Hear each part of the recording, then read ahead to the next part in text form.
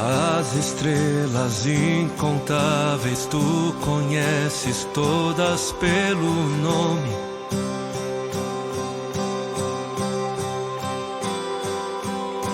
Todo o universo desenhado foi em tua majestade. Bom, boa noite a todos. Bom dia, boa tarde, dependendo do horário para você que estiver assistindo esse estudo. Nós somos da Primeira Igreja Batista em Vila Sílvia. Eu sou o Alan, estou do lado do Lucas, do Paulo. Nós vamos iniciar uma série de estudos a respeito do Evangelho de Lucas, capítulo por capítulo, iniciando hoje a partir do capítulo 1. Não vai ser um estudo muito aprofundado, sistemático, vai ser um estudo não simplesmente devocional, a gente vai um pouco além de um estudo devocional, mas sem fazer uma sistematização muito profunda do texto. Nós convidamos vocês que querem aprender um pouquinho mais sobre o Evangelho, você que está procurando uma igreja bíblica, que está buscando talvez um ministério online, então essa é uma oportunidade para você desfrutar desse conhecimento. Nós pedimos para que vocês que tenham dúvidas mandem as suas perguntas nos comentários, nós iremos responder posteriormente. Nesse primeiro momento, não de forma ao vivo, né? Não é um estudo online por enquanto. Então, como ele vai ser um estudo gravado, mesmo aqueles que quiserem perguntar, a gente responde posteriormente. Você que tem um interesse em conhecer uma igreja bíblica, nós estamos situados aqui na zona leste de São Paulo, no bairro de Vila Sílvia. Deixamos o convite. Temos também os nossos canais nas redes sociais, eu vou projetar aí para que você possa ter acesso e nos acompanhar também via Instagram, via Facebook. E é isso, tá bom? Nós vamos iniciar aqui agora o estudo do Evangelho de Lucas, apenas lembrando que a Bíblia é o Novo Testamento, onde está inseridos os evangelhos, possuem 4 evangelhos, Mateus, Marcos, Lucas e João. Nós vamos começar nesse primeiro momento falar só do Evangelho de Lucas. Para quem nunca ouviu falar de Evangelho, o que é Evangelho, uma forma muito breve para você entender, o Evangelho é uma narrativa histórica a respeito do nascimento, vida, morte e ressurreição de Jesus. Isso é o Evangelho de uma forma muito sintetizada. E aí a gente vai iniciar agora o estudo. Eu vou fazer a leitura de alguns versículos e nós iremos discorrer e fazer algumas pontuações relevantes. Vamos lá, eu vou fazer a leitura do versículo 1 ao versículo 4, aqui na Almeida Corrigida e Fiel. Lucas, capítulo 1, versículo 1. Muitos... desculpa, eu estou na NVI, vou mudar a versão. Tendo, pois, muitos empreendido por em ordem a narração dos fatos que entre nós se cumpriram, segundo os transmitiram os mesmos que os presenciaram desde o princípio e foram ministros da palavra. Pareceu-me também a mim conveniente descrevê-los a ti, ó excelentíssimo Teófilo, por sua ordem, havendo-me já informado minuciosamente de tudo desde o princípio, para que conheças as certezas das coisas de que já estás informado. Vamos fazer algumas considerações, iniciando pelo Lucas. Por favor, Lucas. Então, primeiro, como o Alan já deu a sua definição de evangelho, eu gostaria de dizer que evangelho é boas notícias. É boas notícias para nós pecadores que estavam separados de Deus, debaixo da sua ira. E é uma boa notícia porque Deus enviou seu Filho para que, através do sacrifício dele, da vida e da morte dele, e da ressurreição dele, e quem cresce nele, essa é a boa notícia. Quem crê nele vai ser salvo, né? Pode ser reconciliado com Deus e pode ter uma nova vida em Cristo Jesus através de Deus e do seu Espírito Santo e por intermédio da sua palavra, né? Amém. Então, aqui a gente consegue, nesses primeiros versículos, algumas informações de de quem é Lucas, né? Lucas era um discípulo de Paulo, ele era um evangelista, um companheiro de Paulo, do apóstolo Paulo, e ele era um médico, né? Ele era grego, é o único gentil que escreveu a Bíblia, e ele não conviveu com Jesus pessoalmente no tempo que estava na Terra. Por isso que ele relata que ele teve que buscar informações sobre registros que já estavam escritos, né? Que o Evangelho de Marcos já havia sido escrito quando Lucas escreveu o dele. E ele pegou informações com pessoas que foram testemunhas oculares de Jesus Cristo, né? E foi reunindo essas informações a fim de mostrar esse conteúdo para uma pessoa chamada Teófilo, né? O nome Teófilo quer dizer amigo de Deus, ou aquele que ama Deus, né? Então a gente pode concluir que esse evangelho foi escrito para todo aquele que ama Deus, ou também aquele que deseja conhecer a Deus, que Lucas ele tem a proposta de levar o evangelho para os gentios. Quem eram gentios? Era quem não fazia parte do povo de Deus ainda, né? Essas são minhas primeiras considerações. Sim. Paulo, pode continuar. Uma boa noite a todos.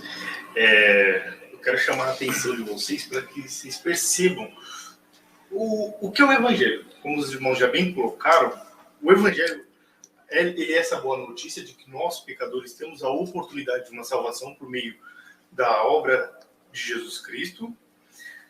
Nós podemos ver aqui, como o Lucas coloca, tendo, pois, muitos empreendido por em ordem a narração dos fatos que entre nós se cumpriram.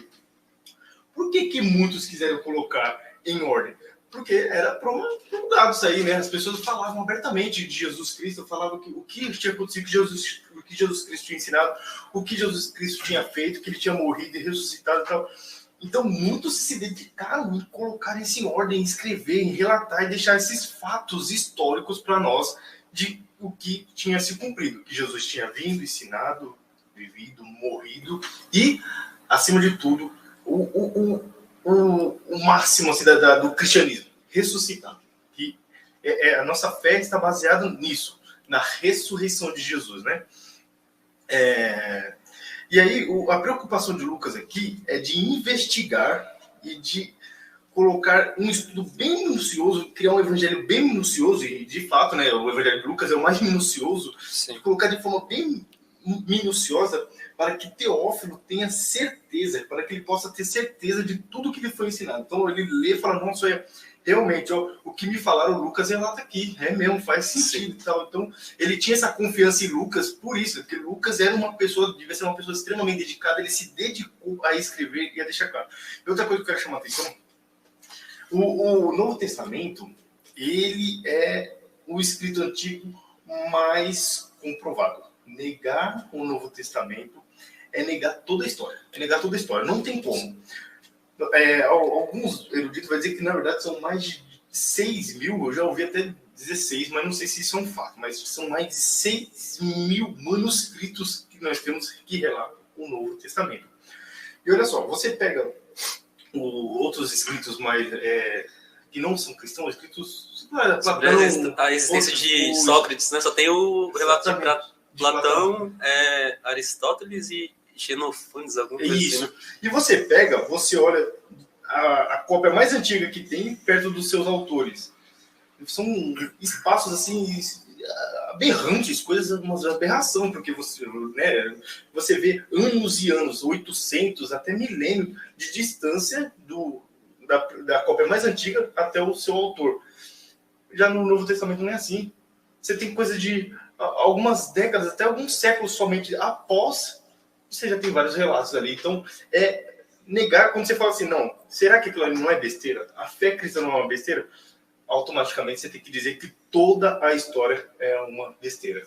Sim. Você pode até não acreditar que Jesus é o Filho de Deus, mas que ele não existiu, você não pode negar. Né? A confiabilidade histórica do Evangelho, como bem citado, é praticamente irrefutável, ou irrefutável, a gente poderia dizer.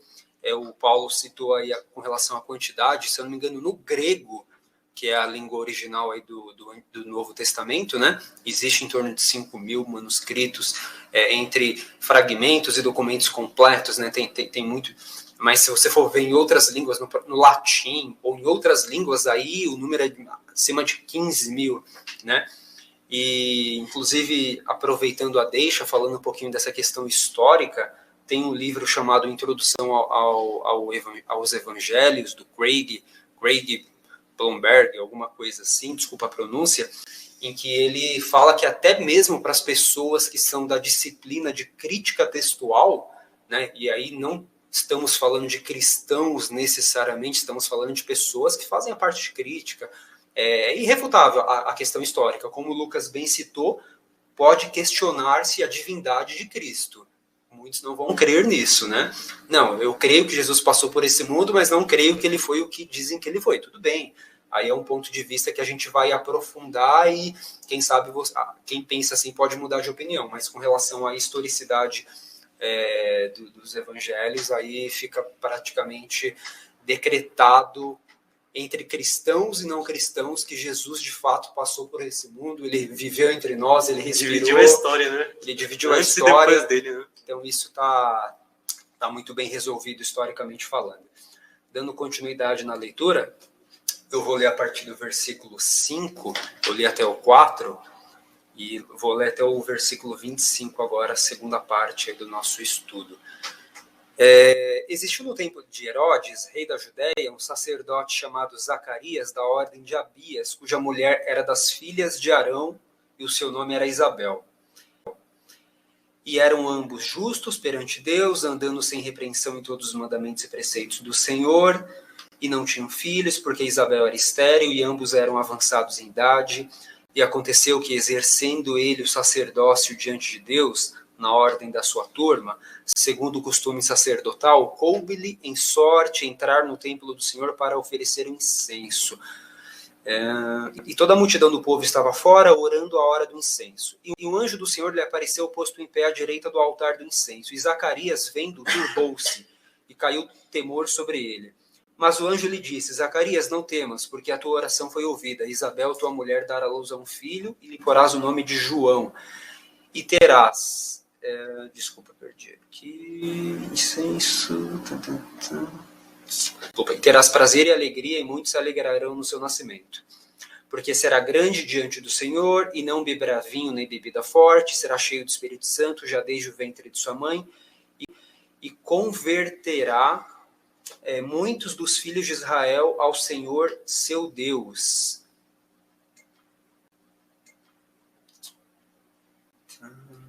Irá adiante. Pode, se quiser continuar, Lucas, pode continuar. Irá adiante do Senhor no espírito e no poder de Elias, para fazer voltar o coração dos pais a seus filhos e os desobedientes à sabedoria dos justos, para deixar o povo preparado para o Senhor. Zacarias perguntou ao anjo: como posso ter certeza disso? Sou velho e minha mulher é de idade avançada. O anjo respondeu: sou Gabriel, o que está sempre na presença de Deus. Fui enviado para lhe transmitir essas boas novas. Agora você ficará mudo. Não poderá falar até o dia em que isso acontecer, porque não acreditou em minhas palavras. Isso cumprirão no tempo do Senhor, no tempo oportuno. Enquanto isso, o povo esperava por Zacarias, estranhando sua demora no santuário. Quando saiu, não conseguia falar. O povo percebeu então que ele tivera uma visão no santuário. Zacarias fazia sinais para eles, mas permanecia mudo. Quando se completou seu período de serviço, ele voltou para casa.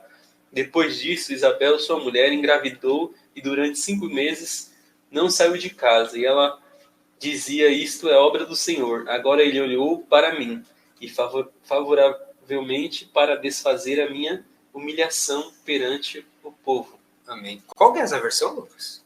A sua, só para mim. NVI. Ah, essa é a NVI. Perfeito. Bom, se quiser fazer as considerações, Lucas, já fica à vontade. Então, aqui a gente pode ver também que, mesmo sendo pecadores, mesmo sendo pecadores e falhos como a gente vê que a Bíblia ela enaltece a piedade dos pais de João Batista, né? Então a gente já pode tirar como conclusão isso, que o Espírito Santo ele capacita cada um de nós, ainda mais, aqui ainda era o Antigo Testamento, ainda mais agora no Novo Testamento, que a gente tem a plenitude do Espírito, a gente é cheio do Espírito, então a gente pode andar em santidade, pode andar em temor ao Senhor, cumprir os seus mandamentos, fazer a sua vontade, graças ao poder do Evangelho, né? Sim. E a gente vê essa missão, né, do filho de Zacarias, que seria converter o coração dos pais aos filhos. Ele traria a mensagem do Evangelho: arrependei-vos, como a gente vai ver sempre a mensagem dele, né? A gente vai ver sempre João Batista chamando as pessoas para os caminhos de Deus. Ele era um evangelista, vamos dizer assim. Ele pregava a mensagem do Evangelho da salvação para que todos aqueles que crerem fossem salvos. A gente também pode ver que a gente, apesar de ser piedoso, e ser uma pessoa temente a Deus, Zacarias ele também era falho, né? Assim como a gente. Ele não creu na palavra do anjo do Senhor. E olha que ele ficou assustado quando o anjo viu. Ele viu que era um anjo de verdade. Não é todo dia que você vê um anjo na sua frente te aparecendo, né? Ele se assustou, percebeu que era um anjo enviado de Deus, um ser sobrenatural, e não acreditou na mensagem que ele estava falando. E como castigo, e para provar que a palavra do anjo era verdadeira, isso é um costume na Bíblia, né? Um profeta, ele fala: você crê que vai acontecer isso, Reacais? Então vai ter uma virgem aqui que vai conceber um menino, e de fato na época dele teve uma virgem que concebeu um menino, e para se cumprir a outra profecia maior, né? Ele dá um sinal sobrenatural para provar que ele está falando é verdade do Senhor, né? Um milagre. Sim. E como castigo, ele deu esse castigo pro Zacarias por não crer na palavra do Senhor. Isso mostra que a gente deve sempre crer na palavra do Senhor, quando é pregada de fato biblicamente, né? A gente deve sempre ouvir a palavra do Senhor, ouvir o conselho dos nossos pastores, quando eles estão falando de acordo com as Escrituras, nossos pais na pregação, nos estudos das nossas igrejas. Ainda mais se for um anjo, né? Aí que você deve ouvir mesmo. Já terminei, já pode falar, Paulo, desculpa. Amém, não, que isso. Eu acho que o Lucas já contextualizou bem, né? Já deixou bem claro o propósito do nascimento de João Batista, né? Que mais para frente vocês vão ver que é João o Batista, esse aqui, né? O propósito dele de preparar o caminho do Senhor, cumprindo aquela profecia de Isaías capítulo 40, versículo 3. Mas eu queria tentar explicar aqui, às vezes, para uma pessoa que não é cristã, não estuda a Bíblia, não tem um conhecimento, algumas coisas para começar a ter uma ligação na cabeça da pessoa, né? Mas, antes de tudo, eu quero falar sobre o versículo 5, que diz assim: existiu no tempo de Herodes. Como eu estava falando, é muito fácil eu colocar que eu estou registrando coisas que são fato. É muito fácil eu colocar e escrever qualquer baboseira e isso não ser comprovado. Na verdade, isso já até aconteceu na história. Tem um livro onde um homem diz que registrou uns fatos e a história mostra que não, né? Eu não vou evitar de trazer aqui que livro é esse, mais para frente, quem sabe. Mas só que nós vemos aqui que Herodes já é comprovado isso arqueologicamente, né? Então, ou seja, quando Lucas narra alguma coisa, ou algum dos evangelhos, a arqueologia, ela prova o que eles estão falando, tá entendendo? Aqui nós vemos que a arqueologia comprovou a existência do templo que ele levantou, que esse aqui seria o Herodes o Grande, né? Que acho que ele reinou o quê? Acho que 37 a.C. até 4 ou 6 a.C., né? Então, já vemos que a arqueologia comprova mais uma vez a veracidade das escrituras, né? Como sempre, na verdade, a arqueologia, conforme ela está se desenvolvendo, ela está trazendo mais e mais comprovações históricas. Então não é uma coisa que Lucas foi lá, registrou segundo a cabeça dele, e agora nós vamos vendo na arqueologia que era mentira. Não, muito pelo contrário, você vai vendo que tudo é um fato. Conforme nós vamos ver aqui, você vai vendo os registros que Lucas coloca aqui, você vai vendo que bate com a história e com a arqueologia. Então, eu queria explicar uma coisa aqui. Primeiro, Zacarias, ele era um sacerdote. O que era um sacerdote? O sacerdote, ele servia no templo de Israel, no verdadeiro templo de Salomão, né? Que naquela época já tinha sido derrubado, tinha sido levantado pela segunda vez. E ele tinha que fazer o quê? Queimar incenso. O incenso não podia apagar, tinha que ficar de dia e de noite, nunca podia apagar. Então, tinha que estar sempre revisando os sacerdotes para estar acendendo esse incenso e queimando sem parar, né? Lá no templo. Ele oferecia sacrifícios, né? Isso, ele oferecia sacrifícios e tudo mais, né? Deixa eu ver o que mais eu gostaria de trazer aqui. Aí o texto, o versículo aqui, que ele vai falar de Elias, eu queria explicar também para os nossos ouvintes. É o 17, né? 17? Uhum. Exatamente.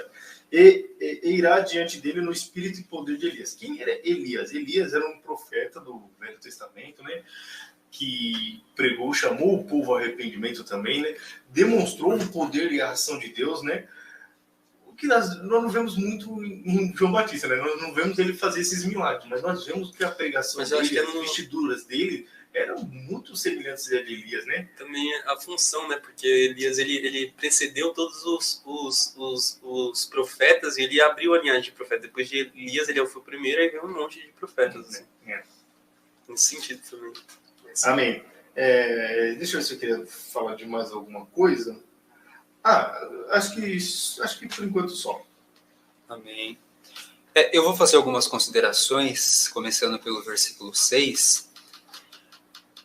O Lucas citou, mas eu acho interessante o fato de que a escolha de Deus com relação a Zacarias e a Isabel, aqui, nesse primeiro momento falando do nascimento de João Batista, não é uma escolha aleatória. Deus não é um Deus aleatório, né? Ele deixa claro que essa escolha foi pautada em algo que Deus observou. Deus viu pessoas, ainda que falhas, né, ainda que, obviamente, com as suas limitações, mas que elas andavam seguindo os mandamentos, os preceitos de forma irrepreensível. E Deus observa isso. A gente pode pensar assim, mas Deus me conhece, mas assim, faça o seu melhor na medida do possível, porque Deus é recompensador daqueles que fazem o seu melhor. É claro que tem coisas que a gente precisa... temos erros, temos pecados, mas assim, faça sempre o seu melhor, porque Deus ele é justo, né? Se o homem é justo, às vezes, para ver uma boa ação e recompensar aquela boa ação, quanto mais Deus, que é o juiz de toda a terra. Então, eu acho uma observação interessante. Continuando, acabei perdendo aqui. Uma coisa muito, muito interessante é que Deus, ele faz as coisas de uma forma, nesse caso em especial, ele queria demonstrar um poder irrefutável. Então, assim, é interessante que Isabel, esposa de Zacarias, era estéril e avançada em idade. Então, né, dois problemas aí que a gente sabe que era impossível de ser resolvidos, né? Uma mulher estéril e uma mulher velha vai dar à luz a um filho. Por que conversa é essa? Então aqui a gente vê que Deus, quando ele quer fazer algo grande, nesse caso ele queria fazer algo grande, era... mostrar sua glória e seu poder. Né? Exatamente. Ele não faz com qualquer pessoa, ele faz de uma forma em que a pessoa ela seja completamente incapaz, para que através da incapacidade da pessoa ele opere. Para que todo mundo possa ver que não foi a pessoa que fez. Porque se fosse uma moça comum tendo um filho, as pessoas diriam, tudo bem, é o 15º filho que ela está tendo, não foi grande coisa. Agora, uma moça velha e estéril deu à luz a um filho, isso vira notícia, né? E ainda não estamos falando de qualquer pessoa, estamos falando de João Batista. Então aqui a gente vê Deus tentando claramente manifestar o seu poder. É interessante que a resposta de Deus... Olha só, isso é a resposta de Deus, porque Isabel e Zacarias, eles já esperavam um filho. Tanto é que a Bíblia fala que o anjo fala, a tua oração foi ouvida. Calma aí, que oração? Eles queriam, eles desejavam. E quando é que a oração é ouvida? No versículo 9, quando Zacarias está oferecendo a oferta do incenso. E o incenso é uma representatividade de oração. Então... para quem busca a resposta, o melhor caminho sempre é a oração. Esse é sempre o melhor caminho. Amém. Normalmente nesse, assim, não existem atalhos, né? Existem princípios. Né? Quando você obedece princípios, as coisas acontecem. Quando não se obedece, a gente às vezes espera mais tempo do que a gente gostaria, muitas vezes. Nessa parte especial, como eu separei muitas coisas, vou pedir desculpa, eu vou tentar não me estender muito, mas nas próximas eu vou ser bem mais objetivo. Não, pode ir, que isso, não pode ir. Uma coisa que eu achei interessante. Uma coisa que eu achei interessante. Tem bastante coisa, acho que eu vou até pular aqui. No versículo 15, diz assim: porque será grande diante do Senhor, e não beberá vinho nem bebida forte, e será cheio do Espírito Santo já desde o ventre da sua mãe. Qual que é o problema de alguém beber vinho ou bebida forte? Era pecado? Não, porque o próprio Jesus bebeu, né? O próprio Jesus transformou água em vinho, passagem clássica que muitas pessoas conhecem. Mas o interessante é que a Bíblia fala que João Batista não beberia vinho nem bebida forte. Tá, mas por quê? O próprio versículo responde essa pergunta. E será cheio do Espírito Santo. O vinho é uma das formas da Bíblia de demonstração de alegria. O alimento, de forma geral, é uma forma de prazer. Ninguém come só para nutrir o corpo. Estou comendo para nutrir o meu corpo. Não, a gente come para nutrir o corpo, para matar a fome, porque é gostoso também, né? Não, eu como brócolis 3, 5 vezes por dia com cenoura. Não, ninguém faz isso. A não ser que você esteja numa dieta restrita. A dieta do Mediterrâneo. Aquele alimento favorito da minha priminha é brócolis. Essa é uma benção. Já vai pro terceiro céu. Mas aqui, a ideia de dizer assim, olha, João Batista não vai beber vinho nem bebida forte, é claro que isso é uma separação, é uma consagração. Mas ele, digamos assim, que ele não precisava desses... Mas é que Deus queria ele exclusivamente para si, né? Não, Deus queria exclusivamente, exatamente. Mas eu vejo assim também, muitas vezes a gente não tenta se alegrar com algumas coisas, que não é pecado, por exemplo. Vamos sair, vamos... tudo bem, eu posso estar viajando aqui no meu argumento, mas assim, a gente se alegra às vezes até querendo comer alguma coisa boa. João Batista não tinha necessidade disso, ele era cheio do Espírito Santo já desde o ventre da mãe, ele era completamente satisfeito em Deus, em todas as coisas. Onde é que eu quero chegar com isso? É que muitas vezes nós buscamos satisfação em tantas coisas e não em Deus. Porque Deus é a fonte inesgotável de satisfação. É claro que a gente pode buscar satisfação na comida, a gente pode ter uma satisfação, uma comunhão com pessoas, mas eu vejo que João Batista ele era plenamente satisfeito em Deus. Então essa ausência de alimento, essa consagração mais radical, não era necessariamente algo pesado para ele. Porque o cara era cheio do Espírito Santo. Imagina, se você é cheio do Espírito Santo, você vai sentir falta do quê? Eu tô carente, tô depressivo. Não, com certeza não era um problema para João Batista. Enfim, só fui um pouquinho além aqui no meu raciocínio. Deixa eu ver se eu tenho mais alguma coisa para falar. Versículo 25, só para concluir, quando Isabel diz assim, Deus na minha versão, Deus destruiu o meu opróbrio entre os homens, né? A mulher que não gerava filhos, isso há 2000 anos atrás, ela era praticamente, a gente pode dizer isso, é uma palavra um pouco forte, mas ela era quase inútil, socialmente falando, né? Isso há 2000 anos atrás. Então, quando ela fala isso no versículo 25, é Deus resgatando essa honra de oferecer um filho para uma mulher, que isso enobreceria a mulher diante da família e diante das pessoas. Bom, é isso. Falei bastante, vamos dar continuidade. Eu vou ler agora a partir do versículo 26 até o versículo 38. Eu vou continuar lendo aqui na Corrigida e Fiel.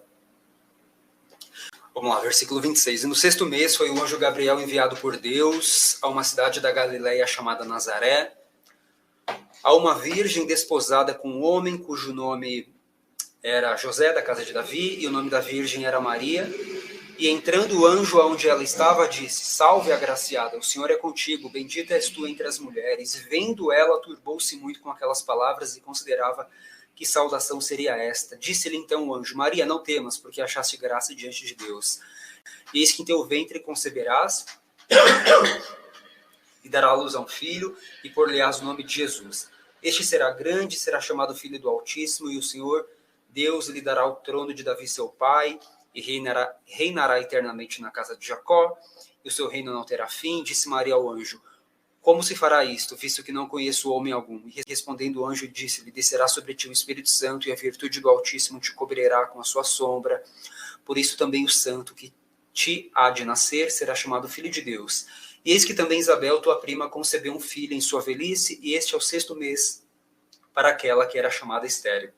Porque para Deus nada é impossível. Disse então Maria, eis aqui a serva do Senhor, cumpra-se em mim, segundo a tua palavra, e o anjo ausentou-se dela. Até aqui, se o Lucas já tiver algumas considerações, por favor.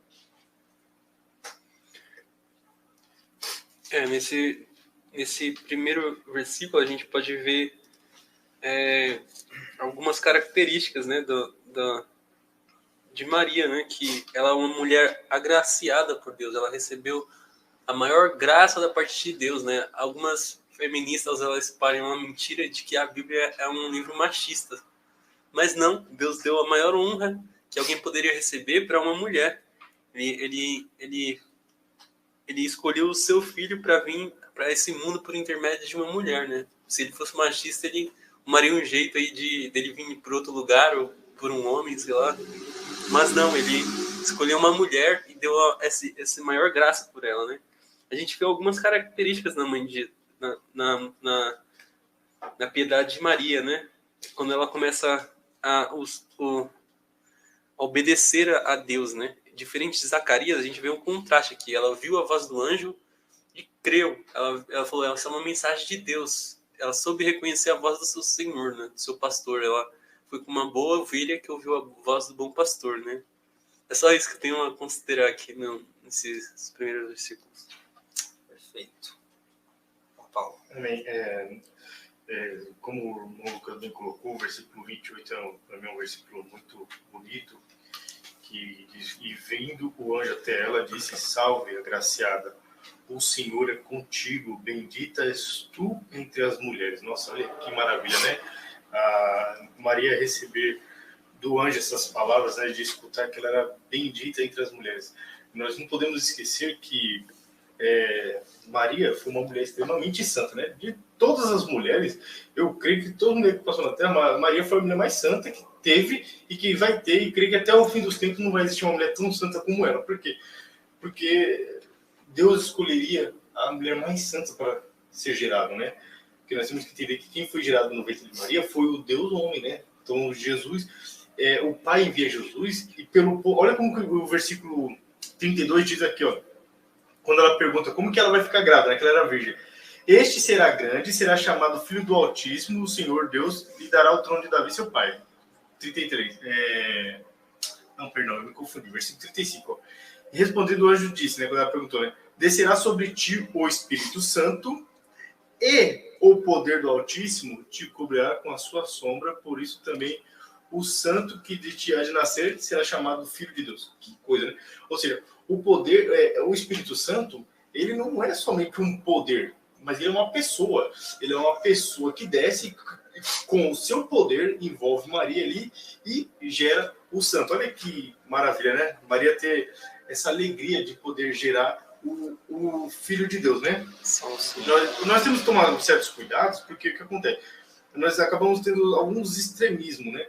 O extremismo de negar Maria, né? Não podemos negar que ela foi uma mulher santa, uma mulher maravilhosa, né? Mas também não podemos exagerar e pensar que ela pode fazer algo por nós, né? E que ela era perfeita. Que ela era perfeita, não. Que ela não tinha pecados, como algumas religiões ensinam que ela não tinha pecados. Isso é um erro.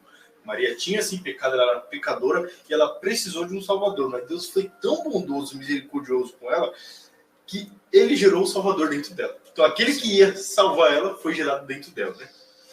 Exatamente. Que eu concluo. Exatamente.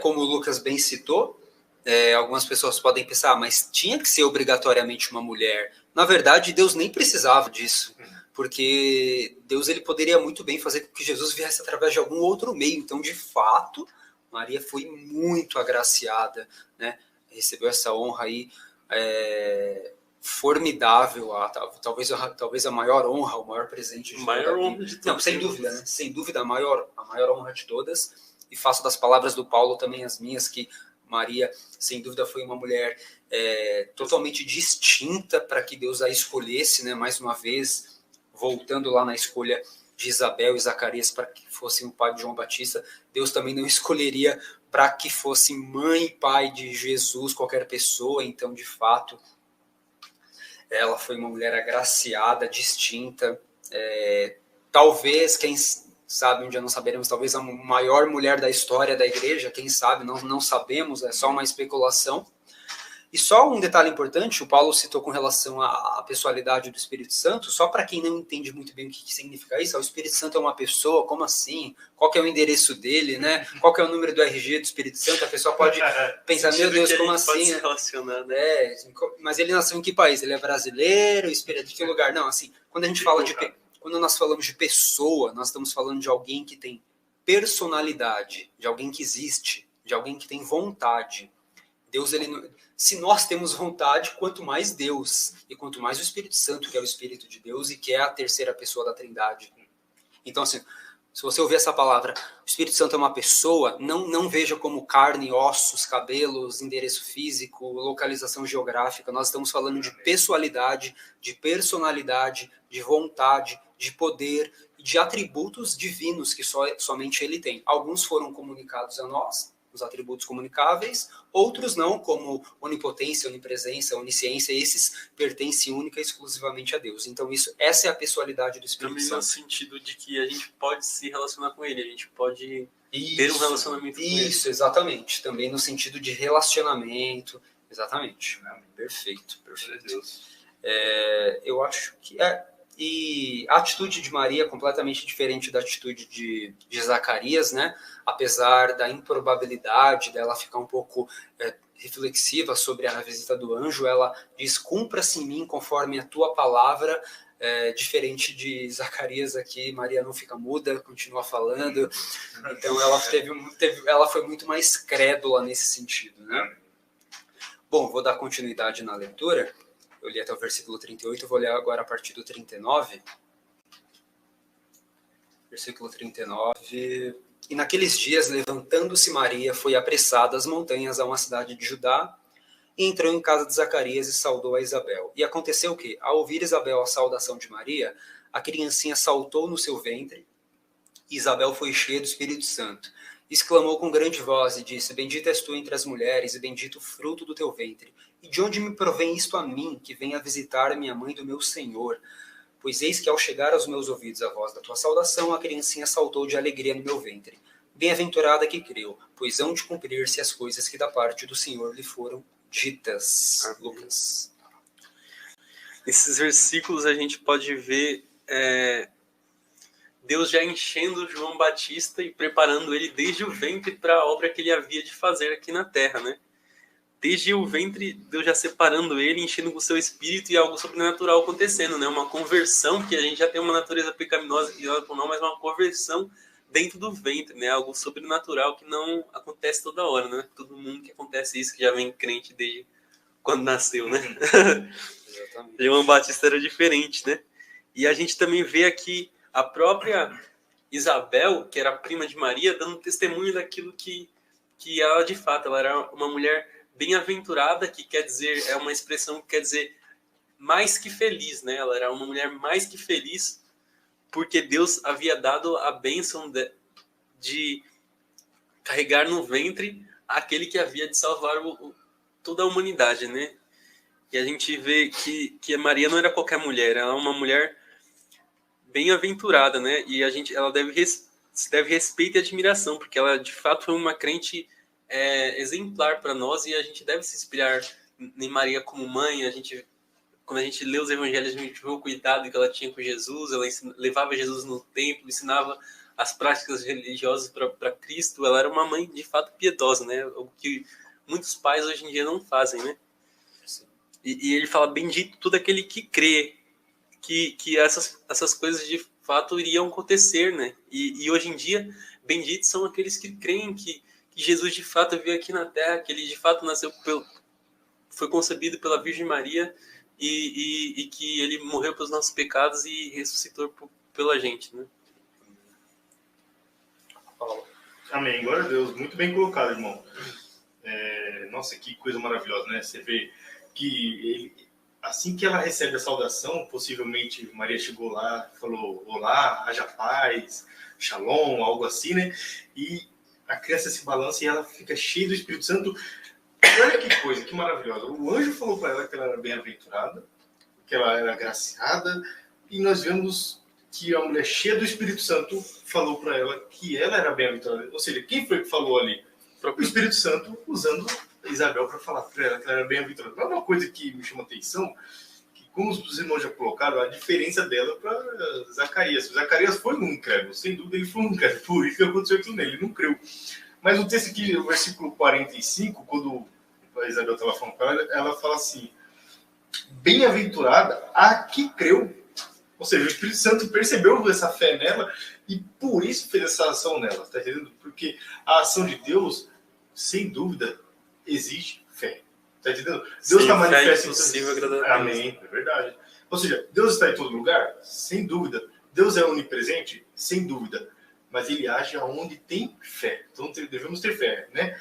Mais para frente nós vamos entender o que é a fé, o melhor, né? Conforme fomos estudando o que é a fé, né? E olha que coisa. Só que também, esse versículo 45 diz assim, ó, bem-aventurado. bem-aventurado, ali, a palavra ali no grego, makariai, ela dá a ideia de alguém que foi agraciado por outras pessoas. Ou seja, ela foi abençoada por Deus. Então, ela foi bem-aventurada porque ela recebeu essa bênção de Deus. Ou seja, essa bem-aventurada é a mesma palavra usada lá no Sermão do Monte, quando Jesus diz: felizes os que choram, porque serão consolados. Felizes ou bem-aventurados, né? Algumas traduções. Ou seja, essa felicidade, essa bem-aventurança é algo que veio de Deus, né? E uma coisa que também chama atenção, no versículo 42 que diz: ele exclamou com grande voz e disse: bendita és tu entre as mulheres e bendito é o fruto do teu ventre.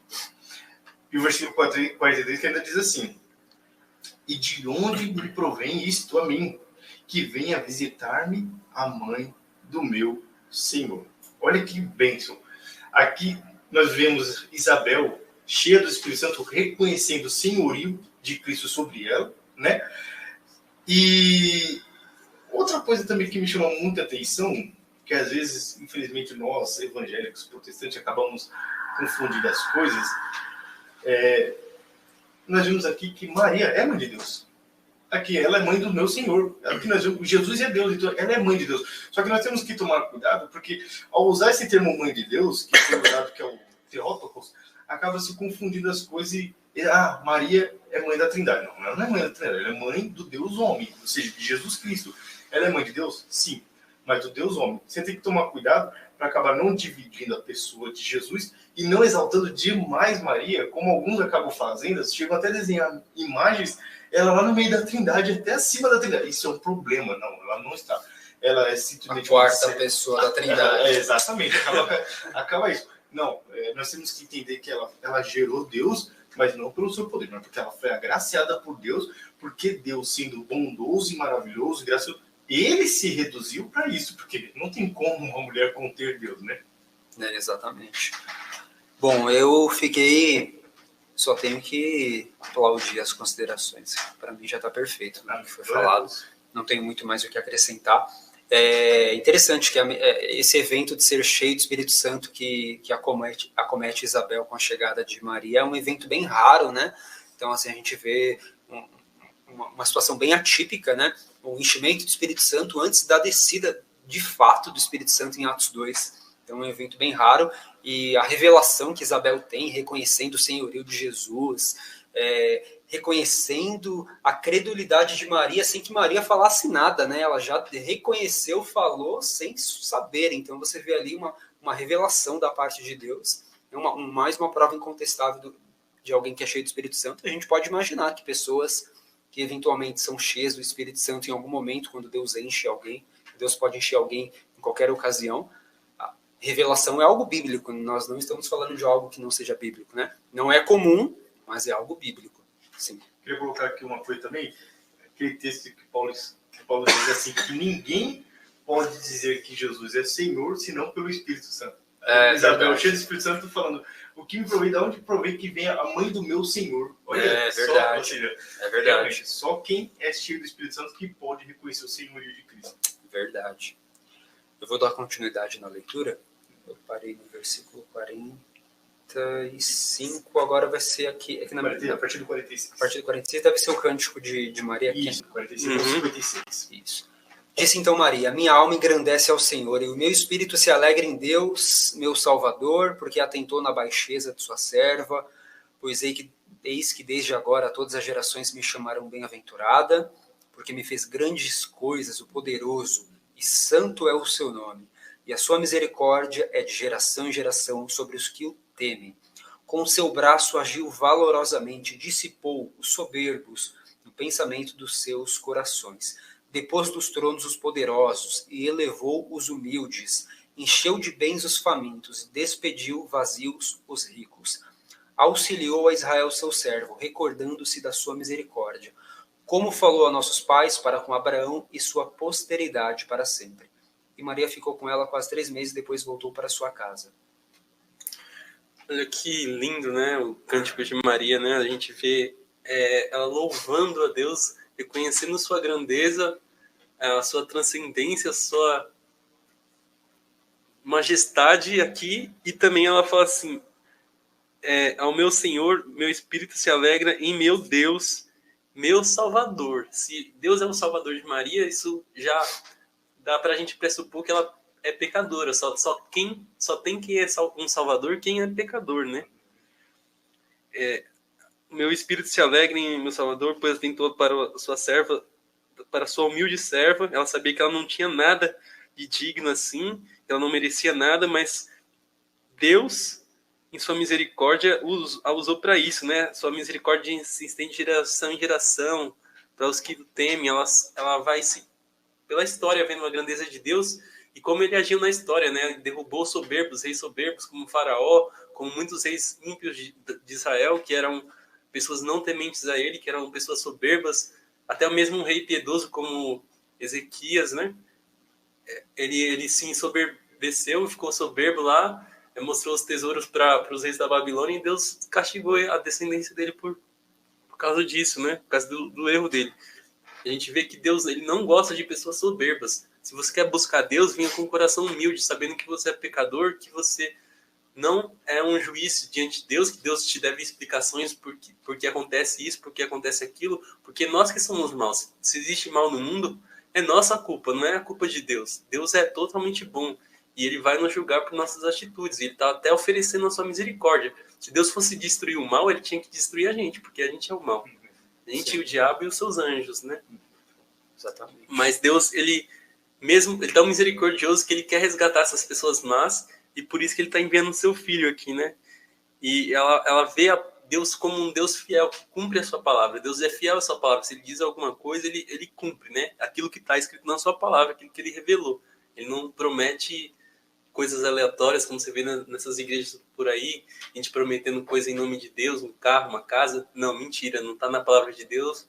Não acredita nessas coisas, que a palavra de Deus não garante que Deus vai te dar uma casa, um carro. Ele pode dar, mas isso não é certeza, né? Ele cumpriu a promessa dele que por meio de Abraão e por meio da descendência de Abraão viria o Salvador, né? A promessa que ele fez e abençoariam todas as nações, né? Que todas as nações poderiam se achegar a ele, ele estenderia a salvação, sua misericórdia a todos os povos. Amém. Paulo, pode ir. Amém, glória a Deus. Bem-aventurada, Maria bem-aventurada, sem dúvida, né? Como ela já disse, ela falou, todas as gerações me chamarão de bem-aventurada. Glória a Deus, bem-aventurada Maria, sem dúvida, né? Sim. O Lucas já contextualizou muito bem, né? Não tem muita coisa para falar, a não ser o versículo 50, que eu queria chamar a atenção dos nossos ouvintes, que diz assim, ó, que a sua misericórdia é de geração em geração sobre os que o temem. Poxa, que coisa! A misericórdia de Deus é sobre a geração daqueles que o temem. E que coisa! Quando nós vemos lá em, se não me engano, Deuteronômio capítulo 5, que é a repetição do decálogo dos 10 mandamentos, que Deus diz que ele vai... o Êxodo capítulo 20, que ele fala sobre vai falar sobre os 10 mandamentos, que ele fala que ele vai estender até 1000 gerações. Até 1000 gerações e tal. Daqueles que o temem. Não, na verdade, o texto diz daqueles que o odeiam. Então ele vai trazer. Ele vai. Como é que ele diz o texto? Deixa eu abrir o texto para ler, acho que vai ficar melhor, né? Pra mim não acabar falando. Você quer ir falando enquanto isso, irmão? Pode falar. Tá. Bom, esse hino, ele é uma demonstração de êxtase de Maria, e é 100% cristocêntrico, né? Se a gente quer ver algo bíblico, você vê um cântico como esse, né? Você vê claramente alguns pontos primordiais de Deus. Deus odeia a soberba, Deus odeia o orgulho, ele dissipa os poderosos. Então você vê claramente que havia um coração humilde nessas pessoas em esperar algumas promessas, né? Então, quando eu leio esse cântico, quando eu leio os salmos, você começa a discernir um pouquinho sobre de que maneira o que Deus espera da gente, né? Então, claramente, pessoas humildes, pessoas que não são cheias de si, Deus, ele vai sempre olhar para essas pessoas, né? A gente tem que se esvaziar do nosso ego, e aqui não significa necessariamente você ser desprovido de tudo. Você diz, não, eu tenho que, sabe, aquela coisa bem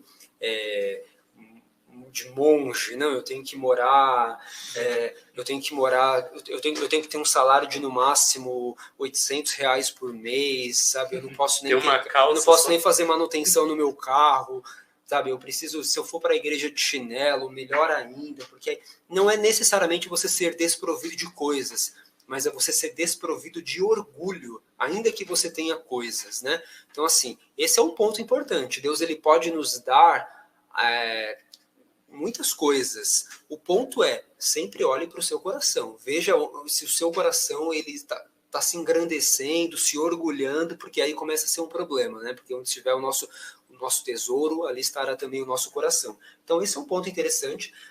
Acho que ponto central aqui para mim é Deus ama os humildes e Deus se abomina dos orgulhosos, daqueles que se sentem autossuficientes. Que pensam que são alguma coisa, né? Exatamente, eu acho que esse é o ponto central. Paulo, pode dar continuidade, tá bom? Desculpa, eu acabei me perdendo. Como eu estava falando no versículo 50, que diz: a sua misericórdia de geração em geração sobre os que o temem. A misericórdia de Deus é de geração em geração sobre os que o temem. E lá em Êxodo, capítulo 20, versículo 5, diz assim: não te curvarás a elas, né? Está falando das imagens, aos falsos deuses, nem se servirá, porque eu, o Senhor teu Deus, sou Deus zeloso, que visito a iniquidade dos pais nos filhos até a terceira e quarta geração daqueles que me odeiam. Olha só, então, ou seja, aqueles que odeiam a Deus, Deus vai visitar a iniquidade dessas pessoas, sem dúvida. Mas também aqueles que o temem, Deus vai exercer a sua misericórdia, a sua bondade, a sua graça e o seu amor sobre essas pessoas. Eu queria também chamar a atenção ao versículo 54, que diz assim, ó, falando do Senhor, Maria falando do Senhor, diz assim, ó: auxiliou Israel, seu servo. Que nós vemos aqui que Israel era servo de Deus. Tá entendendo? Então, quem é Israel? Israel aqui está falando do povo, né? Daquele povo, né? O povo israelita, que existe até hoje, para quem às vezes não conhece, né? E esse Deus que abençoou Maria, que abençoou Isabel, é o Deus Israel. Nós vemos aqui que esse Deus que foi quem abençoou a Maria e a Isabel exerceu a sua misericórdia. Amém? Amém. Vou dar continuidade na leitura a partir do 57. 57 até o 66. Então, 66. E completou-se para Isabel o tempo de dar à luz, e teve um filho. E os seus vizinhos e parentes ouviram que Deus tinha usado para com ela de grande misericórdia e alegraram-se com ela. E aconteceu que, ao 8º dia, vieram circuncidar o menino e lhe chamavam Zacarias, o nome de seu pai. E respondendo sua mãe, disse: não, porém será chamado João. E disseram-lhe: ninguém há na tua parentela que se chame por este nome. E perguntaram por acenos ao pai como queria que lhes chamassem, pedindo ele uma tabuinha de escrever. Escreveu, dizendo: o seu nome é João. E todos se maravilharam, e logo a boca se lhe abriu, e a língua se lhe soltou, e falava louvando a Deus. E veio temor sobre todos os seus vizinhos, em todas as montanhas da Judéia foram divulgadas todas estas coisas. E todos os que a ouviam conservavam em seus corações, dizendo: quem será, pois, este menino? E a mão do Senhor estava com ele. Lucas, pode fazer as considerações. Amém. A gente vê aqui a piedade de Isabel, né?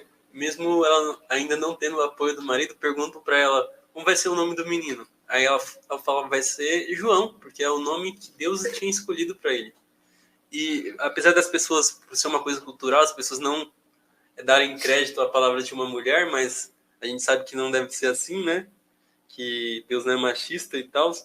Depois, o próprio Zacarias, ele também demonstra essa piedade de obedecer à voz de Deus. Ele fala: vai ser João, porque foi assim que Deus quer que ele se chame, né?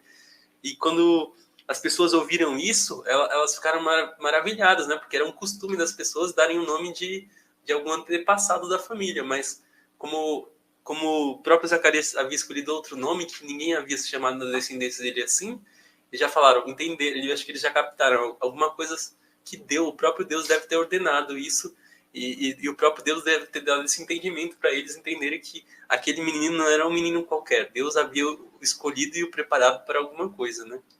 Sim, verdade. Amém. É só essas considerações mesmo. Paulo, pode Amém. fazer as considerações. Amém, meu irmão.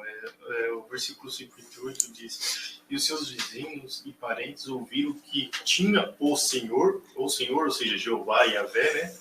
O Senhor usado para com ela de grande misericórdia e alegraram-se com ela. Olha só, nós vemos que Deus exerceu essa misericórdia e nós vemos também lá no versículo 6 que diz que Isabel e Zacarias, ambos eram justos diante do Senhor, né? Ou seja, eles eram pessoas piedosas, eles eram pessoas de oração, eles eram pessoas santas. Por isso que Deus exerceu misericórdia sobre ela, né? Sim. Porque se fosse uma ímpia, uma hipócrita, como eram os fariseus, né? Nós vimos os saduceus, que eles ensinavam a lei, pregavam a lei, mas não viviam a lei, né? Como até Jesus vai falar lá em Mateus 23, que eles se sentavam na cadeira de Moisés, devia se ouvir o que eles estavam dizendo e fazer, mas não fazer o que eles faziam, porque eles eram hipócritas, né? Nós vimos que não, que além dela crer nas Escrituras, ela também praticava as Escrituras. E olha que coisa, mais um fato histórico aqui, né? Mais um versículo que nos mostra um fato de que as Escrituras é verdadeira, não é uma criação. Porque se Lucas quisesse criar uma história aqui, ele jamais iria colocar que uma mulher, que foi o anjo falou para a mulher qual seria o nome. Jamais. Jamais ele ia fazer isso. Jamais a mulher iria escolher. Ele ia criar uma história para as pessoas poderem aceitar de forma mais fácil de que o homem escolheu o nome. Por quê? Porque, como o irmão Lucas até bem colocou, naquela época o testemunho de uma mulher não era válido, não tinha validade nenhuma. Você está entendendo? Então, se Lucas quisesse inventar uma coisa, desenhar uma coisa, colocar algo mais bonito e aceitável para o público, ele iria colocar não que Zacarias que escolheu, quem ficou muda foi ela. Pronto. Que assim as pessoas iriam aceitar mais fácil. Dessa forma, ficou menos aceitável, mas ele relatou um fato. Ele não procurou deturpar, não procurou inventar nada. Acho que por enquanto é só. Não existem esses remanejos. Você começa a ler a Bíblia, você vê o quão perene é a leitura e que as coisas acontecem de forma natural, né? Inclusive, aproveitando a deixa, um escritor bem famoso, Augusto Cury, ele se converteu lendo a Bíblia, estudando sobre as características do homem Jesus, e ele ficou atônito com a maneira como ele começou a ver a narrativa, dizendo: isso não é fantasioso, isso não é arranjado, isso é fidedigno, né? E a narrativa bíblica, a narrativa histórica, os evangelhos trazem isso de uma forma muito, muito fiel, de fato. Uma coisa interessante no versículo 58, eu gosto muito disso, porque aqui a gente começa a ver a manifestação do poder de Deus se estendendo de maneira social, né? A gente vê, e os seus vizinhos e parentes ouviram, e é justamente naquele ponto, ouviram o quê? Ouviram que uma mulher estéril, avançada em idade, piedosa, que tinha um sonho, que tinha um desejo ser atendida e ter um filho. Então aqui a gente começa a ver Deus glorificando o seu nome. Por que Isabel era estéril? Por que Isabel era avançada em idade? Por que Deus escolhe os pequenos? Por que Deus dissipa os soberbos no pensamento do seu coração? Para glorificar o nome dele, para que as pessoas vejam. E aqui a gente vê claramente Deus manifestando essa glória, manifestando o seu nome sendo engrandecido, né? O nome de Deus sendo engrandecido. Quando Jesus, na oração do Pai Nosso, quando Jesus ele ensina os discípulos a orarem, ele fala assim: Pai Nosso que estás no céu, santificado seja o teu nome. O que é santificar o nome de Deus? O nome de Deus já não é santo? Isaías não fala: Santo, santo, santo é o Senhor? Como assim santificar o nome de Deus? Não, nós devemos santificar o nome de Deus na terra entre os homens. Então, quando boas notícias chegam aos ouvidos das pessoas, manifestações de Deus chegam aos ouvidos das pessoas, o nome de Deus é santificado na terra. Porque no céu já é santo, mas a gente tem que santificar aqui na terra. Aí entra aquela questão do evangelho que muitas vezes envergonha o evangelho, sabe? Pô, não queima o meu filme não, né? Sabe? Essa coisa, às vezes, de um mau testemunho que queima a igreja. Isso seria o papel contrário. Com relação a Zacarias, Lucas citou, né, a questão da honra que a mulher não tinha, mas mesmo assim ela foi honrada ao receber aí a notícia do nome do filho. Eu gosto do versículo 65, quando fala assim que veio o temor sobre todos. Deixa eu ver se é assim mesmo que está escrito na Bíblia. Todos os vizinhos ficaram ficaram cheios de temor, e por toda a região montanhosa da Judéia se falava, por toda a região montanhosa da Judéia se falava sobre essas coisas. Eu gosto disso, eu vejo isso como o evangelho sendo divulgado. O evangelho não pode ficar confinado, o evangelho ele não pode morrer em mim mesmo. O evangelho ele tem que ser divulgado, o evangelho ele tem que ser propagado. Boas notícias não existem para serem morrerem em mim mesmo, né? Para mim só. Obrigado, Deus. Eu sempre penso, né? Eu nunca falei sobre isso. Pensa o seguinte, que você trabalha na melhor empresa do mundo, você ganha 30 mil reais por mês, e todo dia, na hora que você vai embora, o seu chefe chega para você e fala assim: você não tem amigos que queiram trabalhar aqui? Tem vaga disponível. De segunda a sexta, o ambiente de trabalho é muito bom, oportunidade de crescimento. Pô, se você tivesse um emprego desse, com disponibilidade de vagas, você não contaria para os seus amigos? Com certeza, meu amigo, você quer trabalhar numa empresa X ali, é 30 mil reais por mês o salário, é de segunda a sexta, 6 horas por dia. Que boa notícia, né? Eu falei, obrigado. E por que a gente esconde a melhor notícia do universo, da história, que é Jesus veio para esse mundo, morreu por nós pecadores e nos deu vida. E nos deu uma vida que vai depois dessa vida, uma vida eterna, e nos deu uma vida em abundância nessa terra também, né? Então essa é a melhor notícia. Então essa notícia ela não pode ficar confinada. É uma boa notícia que tem que alcançar as montanhas da Judéia, tem que alcançar os menininhos na Vila Sílvia, tem que alcançar a Zona Leste, tem que alcançar o mundo todo, né? A gente deveria levar essa boa notícia um pouco mais a sério, ou talvez a gente acreditar um pouco mais de que é uma boa notícia, porque parece que às vezes a gente está tão acostumado com essa notícia que caiu no comodismo da igreja, né? Vamos lá. Só queria colocar uma coisa aqui, que você falou que nós devemos santificar o nome de Deus na terra, porque já é santificado no céu. Isso é um fato.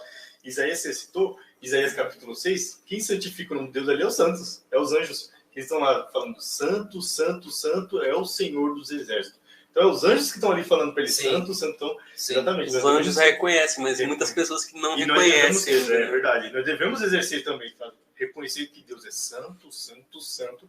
É o Senhor. E através das nossas vidas propagar essa verdade, né? Para que outras pessoas também reconheçam isso na vida dela. Amém. Amém. Verdade. Glória a Deus. Onde diria Cabo da Ciolo, glória a Deus. Excelente referência aí. Esse aí.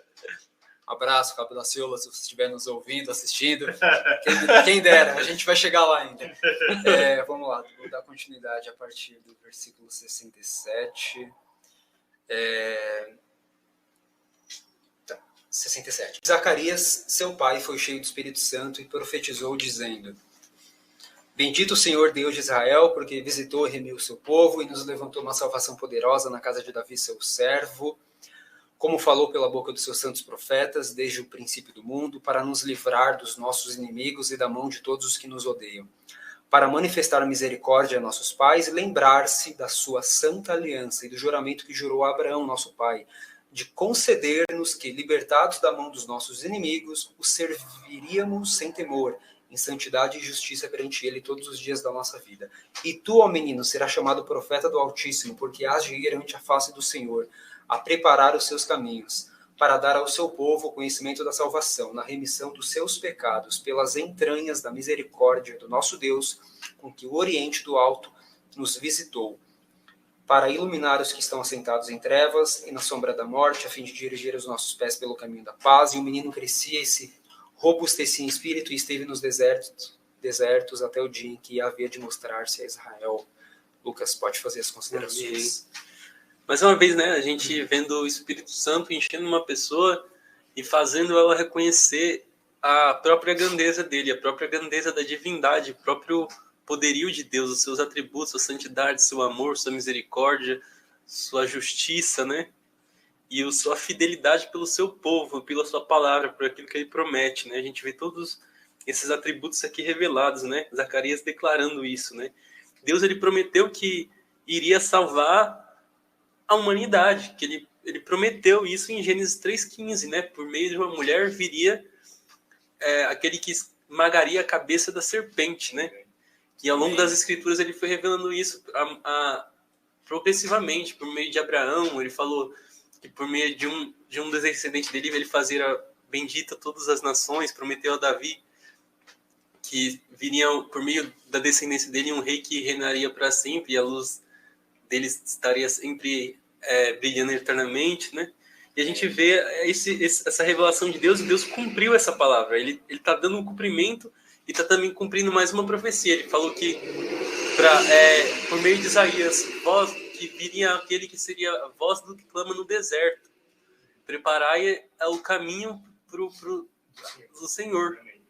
Preparar o caminho do Senhor. E ele cumpriu mais uma promessa, mostrando mais uma vez que Deus é um Deus que fala e cumpre aquilo que ele fala. Ele não é como os outros falsos deuses que não são vivos, que não podem cumprir aquilo que eles falam, porque eles não existem, né? Sim.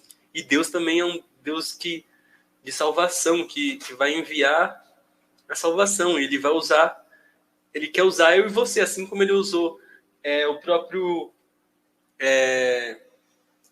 João Batista para pregar o evangelho. O ministério de João Batista era preparar o caminho, o coração das pessoas. Ele ia preparar o coração das pessoas.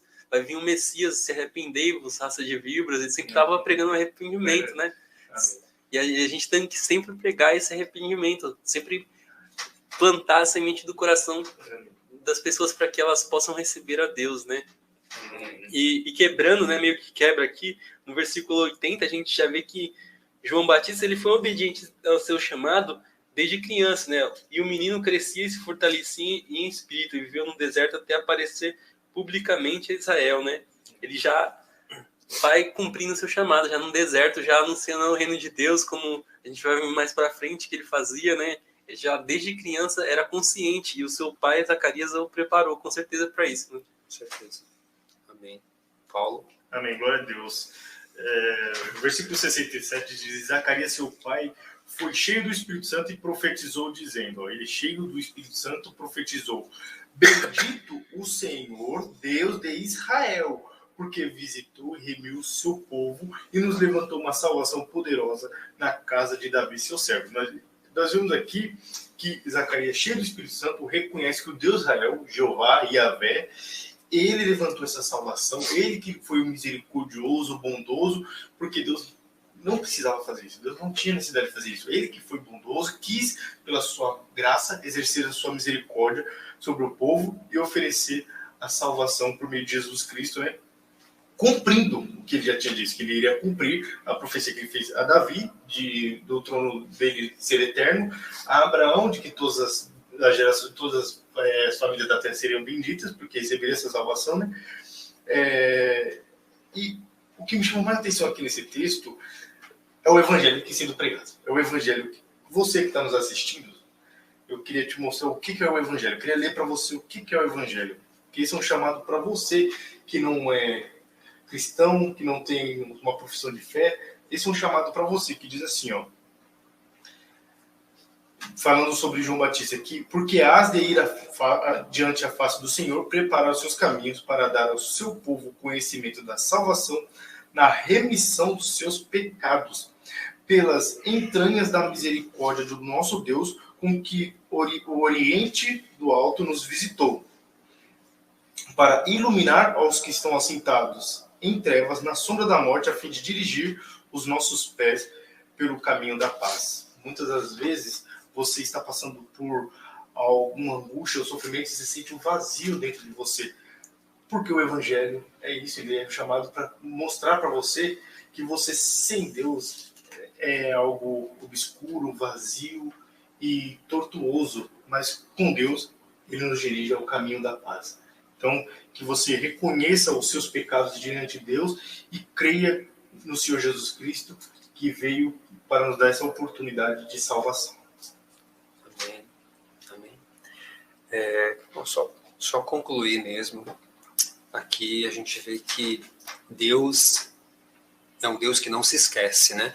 Em algum momento da história ele até se cala, né? Como ele se calou aí por 400 anos, mas parece que esses 400 anos só deu força, entre aspas, ainda mais a voz de Deus, porque aqui no versículo 69 fala assim: e nos levantou uma salvação poderosa. Então, depois de 400 anos, a resposta vem à altura, depois de tanto silêncio. E que resposta, né? O Salvador de todos os homens, né? Mas graças a Deus, Jesus ele veio para quitar essa dívida que nós não poderíamos pagar. A dívida do pecado, ela está paga. E qual que é a contrapartida para que a gente possa, então, receber esse saldo quitado? Crer no nome de Jesus, é o que a Bíblia fala. Crer no nome de Jesus é suficiente para que a gente possa alcançar essa salvação poderosa e viver o melhor de Deus nessa terra. Eu creio que vou falar de mim, eu não fui salvo apenas do inferno. Eu não fui salvo só de um dia eu vou morrer e graças a Deus um dia eu vou estar ao lado de Deus. Amém. Eu fui salvo do inferno, mas eu fui salvo de uma vida longe de Deus nessa terra, porque viver essa vida longe de Deus nessa terra também é um inferno. Viver essa vida distante de Deus é um inferno. Viver de acordo com a nossa própria vontade. Com os desejos do meu coração, misericórdia. Para onde que os desejos do meu coração me levariam? Para caminhos péssimos. E a Bíblia diz que mesmo que os nossos caminhos aparentemente possam ser bons, o seu fim são os caminhos de morte, né? Às vezes nós temos boas intenções que nos levam a lugares terríveis, né? Um sonho, um desejo, eu estou pensando nisso, eu estou planejando aquilo outro, mas você sabe qual vai ser o fim dessas coisas? Deus sabe. É por isso que a melhor opção sempre vai ser entregar a nossa vida nos cuidados e nos caminhos de Deus, sabendo que Ele, sendo onisciente, conhecendo todas as coisas, me reserva o melhor, sempre o melhor. E, bom, aqui a gente encerra o nosso estudo. Eu não sei se alguém quer acrescentar mais alguma coisa. Eu queria fazer só uma colocação, por causa do nosso público, que muitas vezes eles não podem compreender. Quando o irmão fala sobre os 400 anos, ele está falando sobre os 400 anos, onde houve o último profeta em Israel, até o nascimento de João Batista.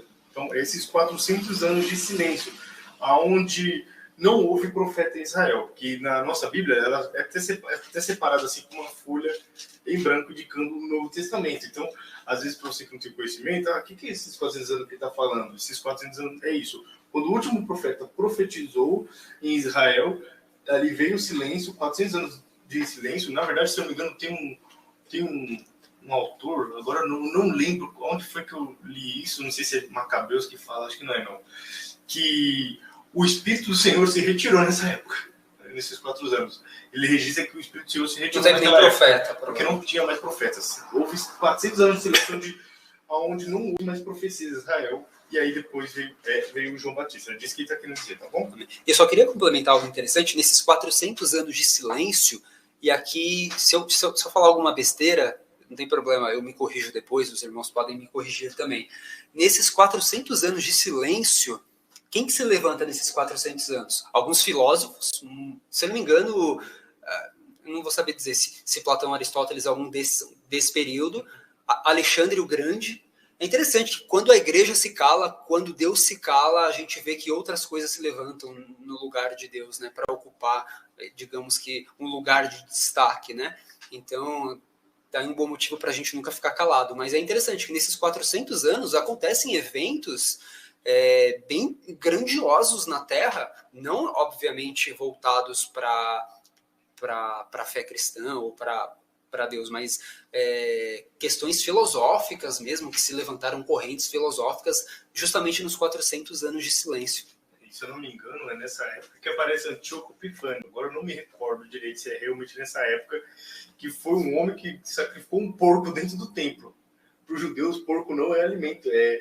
Deus, para eles, segundo a lei que Deus colocou para eles, porco não é alimento. É algo impuro, uma abominação. Ele fez uma abominação. Ele sacrificou um porco dentro do templo. Então, se não me engano, é exatamente nessa época que isso acontece. Eu vou conferir, eu não me recordo aí, mas acho que é isso mesmo. Também. Bom que Deus voltou a falar. Deus. É isso. Deixem os seus comentários. Como nós falamos inicialmente, não era uma proposta de um estudo muito aprofundado, exegético. É um bate-bola, é mais do que um devocional, né? Se alguém tiver alguma dúvida, nós ficamos à disposição para responder. Meio de forma de evangelístico também, né? Exatamente, com cunho evangelístico, para a gente entender um pouquinho aí da proposta de salvação de Jesus, da escolha de pessoas aí que foram esse pontapé inicial para a vinda do Messias, como Isabel, Zacarias, Maria, José, todo esse pano de fundo para preparar o caminho de Jesus, que na verdade nós vamos ver com mais riqueza de detalhes nos próximos estudos. E é isso, agradecemos aqueles que puderam ficar até o final. Críticas estamos à disposição, caso a gente tenha sido pesado, inapropriado, ou talvez não muito assertivo em alguma coisa, nós ficamos à disposição. Obrigado, Deus abençoe, uma excelente noite, e aguardamos até o próximo estudo aí, que vai ser a partir do capítulo 2 do Evangelho de Lucas. Eu falar só mais uma coisa. Você quer pôr alguma coisa? Não. Esse convite é para você que não é cristão, tá? É para você que é cristão, mas está procurando uma igreja. E é para você que não tem fé, tá entendendo? Até para você que é ateu, que é agnóstico, é um convite para você também entender o que é a fé cristã, tá? Então, por favor, sinta-se à vontade de estar conosco. Se quiser morar aqui nas redondezas, quiser estar conosco, aqui nos visitando, para conhecer melhor, para estarmos conversando, entendendo da fé, discutindo sobre a fé de forma respeitosa e amorosa também. Sinta-se à vontade. Não sei se você vai colocar o endereço da igreja. Sim. Vai colocar na descrição do vídeo, né? Então, a gente coloca na descrição vai ficar na descrição do vídeo. Por favor, venha nos visitar, tá bom? E venha nos conhecer. A todos estendendo esse convite, tá bom? Que Deus os abençoe. E se você gostou e só quiser fazer uma visita pra gente, já tem igreja, aí pode vir, que vai ser bem recebido. Com certeza. Amém. Boa noite, Deus abençoe. Amém.